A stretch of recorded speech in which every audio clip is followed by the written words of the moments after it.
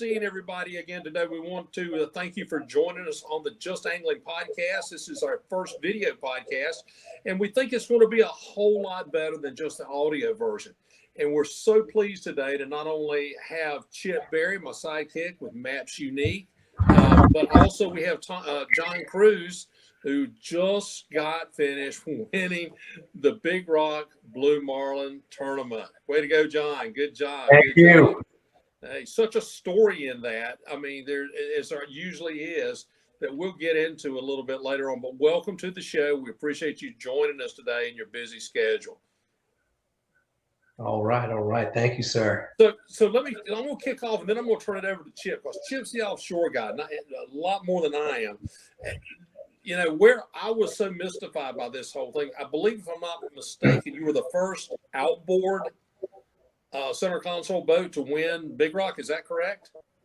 Well, the information I have, in 1962, there was a gentleman, a legend, who landed a Blue Marlin on an outboard boat, but it was like a cuddy cabin style. And I believe there was an outboard who brought a Marlin in a couple of years ago on a custom cuddy style. We're the first center console to ever win it. Cool. Chip, you had some questions. You and I talked before the show started about your thoughts during the week and what was going on. Get with John. Talk to John a little bit about what that experience was like for you just listening. Well, first of all, I'll back up and before we start, I was just telling John and Tim, I caught my very first Blue Marlin today in 1978. That was a long time ago, 40 years. So John will remember this past week the rest of his life like it was yesterday. And I listened to Big Rock all week, and that was the most exciting tournament I've ever been involved in or listened to. I didn't fish it, but I had the VHF on all day. I remember when Pelagic hooked up, and I remember when they released. I mean, brought their boat, brought their fishing board. I had kind of three questions. If it's okay, maybe I'll go ahead and ask those, and maybe that'll stimulate some discussion. But I've been studying the Ross reports all week long, and there was some incredible water up that way, hence the number of billfish, I guess. But the day you were out there was two back loop eddies out there, and I was just kind of wondering if you fished those or what kind of water you were in, because there was some spectacular looking boundaries and all. Secondly, if it's not a secret, I kind of like to know what kind of spread y'all were running. And, plastics, did you have dredges, whatever. Did y'all change out that kind of thing? Thirdly, and most importantly, did you know you had a leaderboard fish before you got him to the wire? Or is it one of them last minute decisions, man? I want to know what that last minute was like when you brought that monster to the boat, to the wire. Because you were eye level with that sucker in the center console. I tell you what, I can just only imagine, So anyway, that's all I got to say. Captain Chip's just going to stand by and hear the story right now. All right. Well, the first question, you had mentioned Roth's charts, and we use Roth's, and man, they're great people up there. We called them early in the week. After Tuesday was our first day. I had a client that I could not move. By the way, this was a last-minute decision we made to join the Big Rock. So we decided, hey, we were supposed to be in the ladies' tournament. The weather blew us out. We made an adjustment. So let's do the Big Rock. And I shifted some clients around. Ran the boat up to Morehead City, but I couldn't move my daytime sword fishing trip guy for Monday. My clients come first, so I made sure I was going to take care of him. He had one day he really had a target. So we were actually broadbill sword fishing during the Big Rock, and it was killing me. There was boats around hooking up. It was hard. But when we got prior to Tuesday, we reached out to Ross, talked to their team. And I use a couple other SST charts apps on my phone, but man, Ross really breaks it out.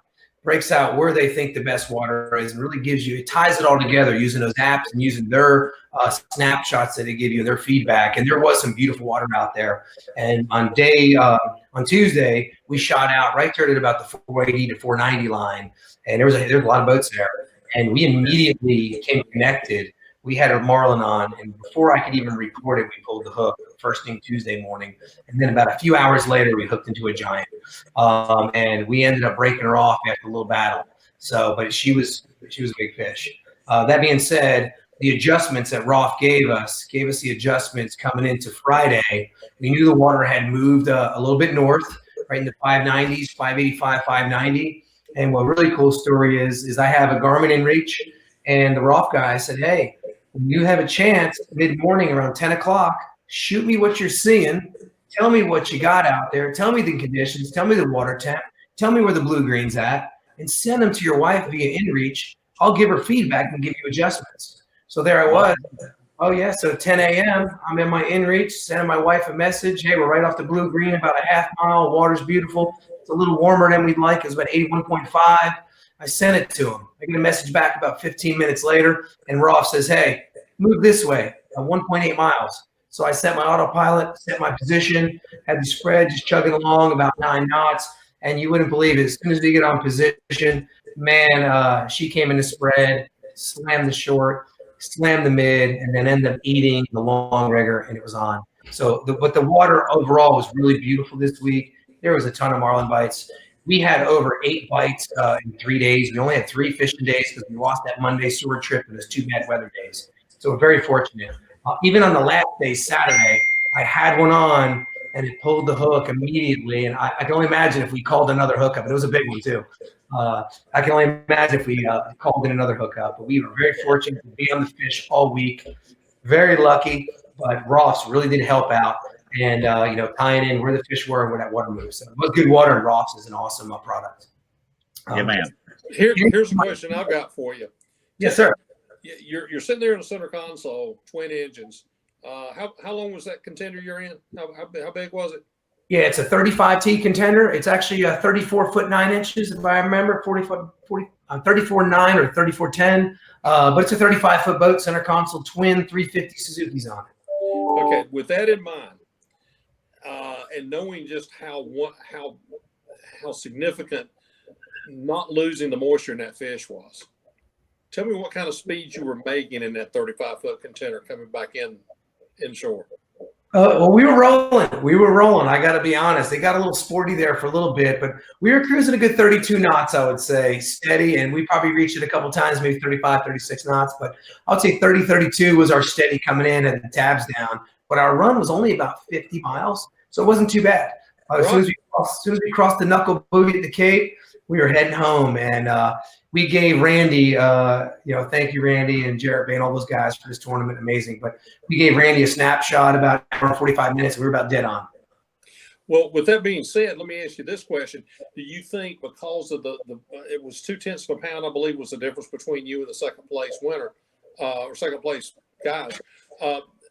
Do you think that speed helped you get in and stopped you from losing that moisture and maybe the ounces that you needed to win the tournament?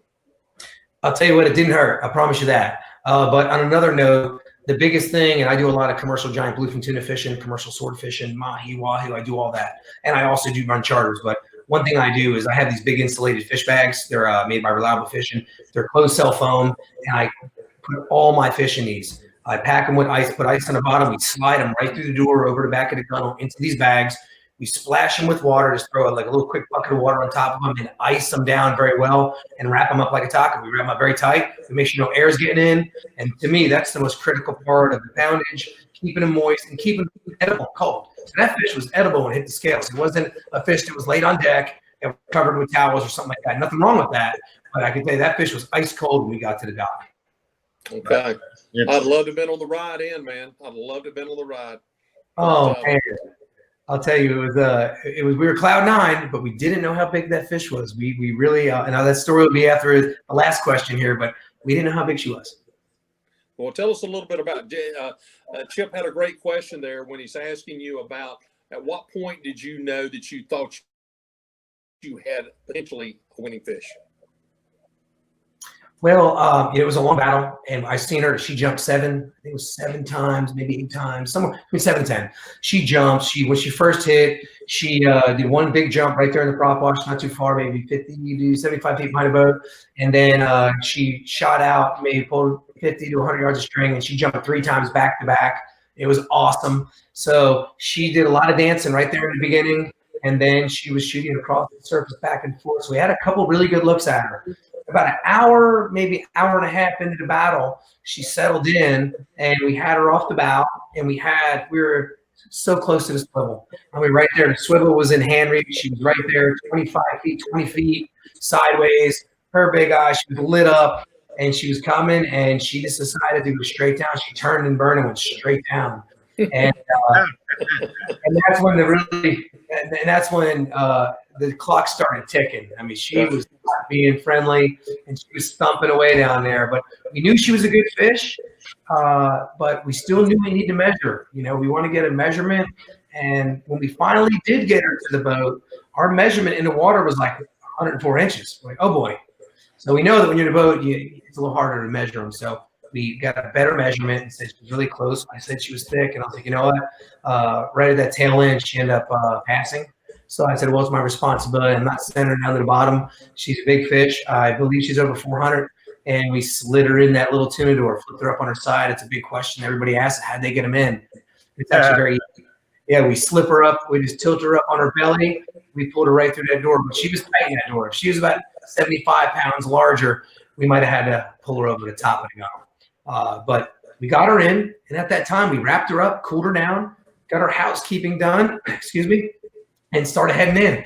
We boated a blue marlin, the big rock, less. But we started heading in, and my thought in my mind, I measure at 107 in the boat, 107 and 3/4 in the boat. And I was like, oh man, you know, if she's not 400, we're disqualified, and that's huge. You know, we didn't want that. But even then, I felt like I made the right decision because she passed right there at the tail end. It was my responsibility. So we brought her in, and we were just hoping she was 400 pounds. We pulled into the scales, and everybody saw us. I looked over at my wife, my family, and said, I crossed my fingers, please, that she's 4. That's all we were hoping for. And we got her up there, and we opened the bag. And when Randy, the weighmaster, got over, awesome guy, by the way, he hooked her up, measured her briefly. I saw the back end of her tail. I said, man, she's a big fish. And then there was one up on the dock, and I realized, oh, she's much bigger than that one. And when they started lifting her, I knew she was a big fish, but at that time, we're still hoping for 4, my entire team. So when they yelled 495.2, we didn't hear it at first. We heard 4 something blah, and all we just went bananas. We made 400 pounds. We were like on cloud 9, and we didn't realize that she was a first place fish until we were up there in the scales and they told us. And then it was just obviously through the roof. But when I started sliding her out and lifting her gently, I said, man, she's a big fish. I mean, she's 144 inches length. She had 58-inch girth, 14-inch tail. She's a big fish. Yes, sir. Super story, man. Super story. Hey, did you sleep well Saturday night? Saturday night we hung out. It was a good time. I got a couple hours of sleep, but Riley, I think he was up all night. My wife and I actually probably went to bed about 9:30, 10. But I was so excited the next morning, man, to wake up and just let it settle in. Like, man, we won the Big Rock, and it was actually still happening today. Yesterday, like we won the Big Rock. And I can tell you that we worked hard. We had a great spread, and I can answer his question about our spread. But I took a lot of adjustments from some world-class marlin fishermen. Did a lot of reading, did a lot of research, and applied a spread that I thought was the best in the world. I still believe it was at that time for those conditions, but we applied it. We made adjustments Tuesday after I had that real big girl. She ate the small chugger on the way back. I shot over to EJWs, shot over to Chasing Tails, got a couple of small super chuggers and those little mini chuggers, and we readjusted our spread, to match the hatch. So all those flying fish are identical size, and we matched that. We applied more of those plugs, but we still kept the real big super chugger and Pakula in close, and the wide range, those real big ones, the seniors, and then applied all those little ones in the back, about 5 of them. And sure enough, our fish that we caught and the ones that we missed came in, swacked at the big ones, and ate the little ones every time. Yeah. And majority, 99% of our spread, we had 9 rods in, and out of the 9 rods, 8 of them were mold crafts. We had chuggers, sugar chuggers, and wide ranges. We had senior wide range, regular wide range, and then one super chugger, and the rest were the regular 7-inch chuggers. Okay, sounds great, Yeah. man. Had you act together on it. So, how long were you out there on the Friday that you called it? How long were you out there before you got hooked up? It's about 9:40, something like that. I think it was 10:27 when they called to hook up. We were I made that call to Roth's about 10 o'clock with my wife with the InReach InReach messaging system, and I made that adjustment within 15 minutes, and we were arriving on scene about 15 minutes later. And I mean, it was right then we got the bite. So we started fishing exactly 08 that morning, whatever the start time was. It was 08.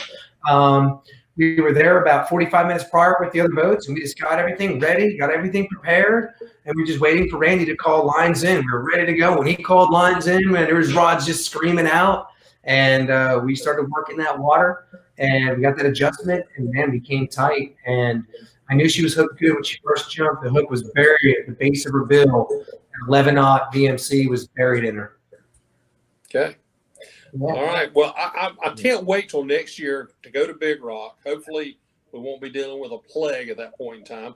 Right. And I want to see how many center console boats are going to be out there because, in recent years, bluefin tuna fishing's gotten popular, especially with the guys in the center consoles. You see more and more out there doing it, and you're doing it too, obviously. Oh, And I think you may have really kind of upset the apple cart this year with this. We may see a lot of center consoles out there trying to get the big money, trying to get the big fish, unlike we've seen before, because as you know, the smaller boats are going further and further. They're better made, better engines, more dependable, greater communications and things like this. So going out there the way you went out there is probably going to become, you're going to see a little more competition from guys in your own class around that area, I believe. I absolutely believe so too. Even when I was at the banquet, there was a gentleman, his wife had won some money in the women's part of the tournament, and he had said, "Man, I got a 26 foot, I think it was a regulator." And he goes, "Man, I may go in next year with my center console." So I do think you're going to see a lot of that. You see a lot. I think we're having a better turn next year for it, which is great for the sport. It's great for the Big Rock guys. I think it's all good stuff. And the competition is stiff there. We have legends that fish this tournament, legends with capabilities that I can only dream of, right? These big giant boats with the technology and the spread that they can put out and the teams they have. Oh my gosh. But the little guys can win it too. If the stars line up and we work hard, we can win it too. What's really interesting is this year there's 2 major tournaments in North Carolina. One is Big Rock, of course, and probably the second biggest is the U.S. Open. And what's funny is the big guys didn't win either one of them this year. The U.S. Open was won by a team of guys that are just weekend warriors that were in the right place, right time, and they had everything against them, and they won it. And you didn't have anything against you, but you had the guts to get out there in a smaller boat and kind of go against the traditional, Big Rock or Blue Marlin tournament profile, so to speak, in the smaller boat. And how many did you have on your team? Tell us that, because that's probably a little different too. I wanted to hear that too.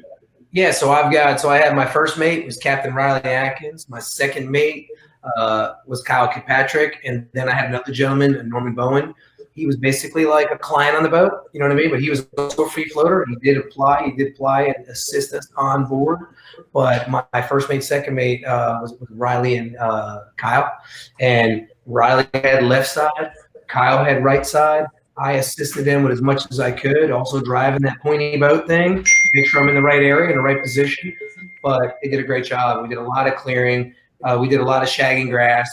We were constantly adjusting the plugs down C, up C, in the trough. We were just constantly working nonstop all the way down to the last second on the last day. Last day, at the last minute, we had a Marlin come in the spread. We went shot across our spread on Saturday.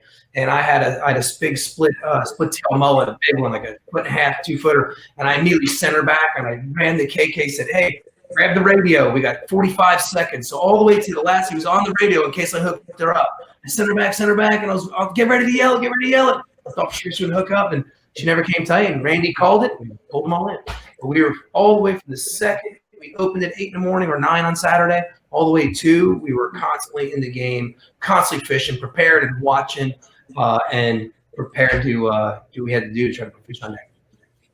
Man, it's a great story, great finish, and congratulations to you. One thing I didn't mention in the beginning is something you and I talked about yesterday, is your side job, so to speak. Yeah. Which is that you're a United States Marine. And, well, my side job is the business, but yes. we really appreciate your service. I've told you how I feel about Marines. We have actually a couple in our family, and very special guys, and we appreciate your service, and it's very valuable to us. But hey, thank you for your time, Chip. Any more questions before we go for the day? Just one more. Congratulations. He kept mentioning Randy. Boy, I tell you, Randy ran a good tournament up there. And I believe y'all were hooked up before your landing. What, 3 to 4 hours, I believe. 5 hours 15 minutes. 4 to 5 hours. Yeah, I knew you had a nice fish. That's for sure. Because I heard y'all were good anyway.